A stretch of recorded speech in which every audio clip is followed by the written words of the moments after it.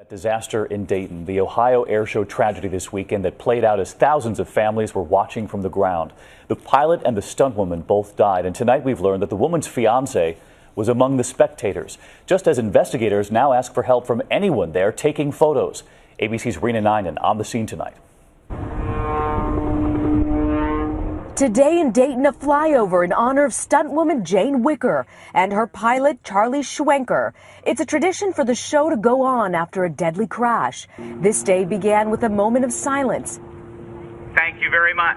You never want anything like that to happen, especially, there's not many women in aviation today. A day after that fiery crash in front of thousands of spectators, NTSB investigators were poring over the plane's wreckage, asking witnesses and members of the community for photos and videos.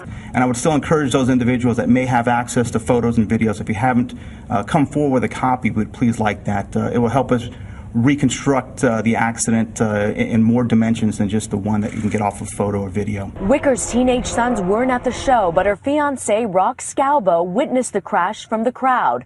Wicker's ex-husband, also in the business, back in April talked about how Scalbo, he and Jane worked as a team. He's making sure that the airplane's, in great shape because he wants to make sure she gets back okay. I'm caring for her because she's the mother of my children and I don't want to see anything happen to her. The art of wing walking makes the perilous look effortless.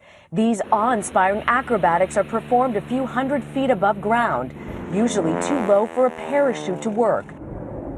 There were no radio communications or even a distress call. Investigators say they'll issue a preliminary report later this week with the basic facts, but it could take 6 months to a year to determine the exact cause of the crash.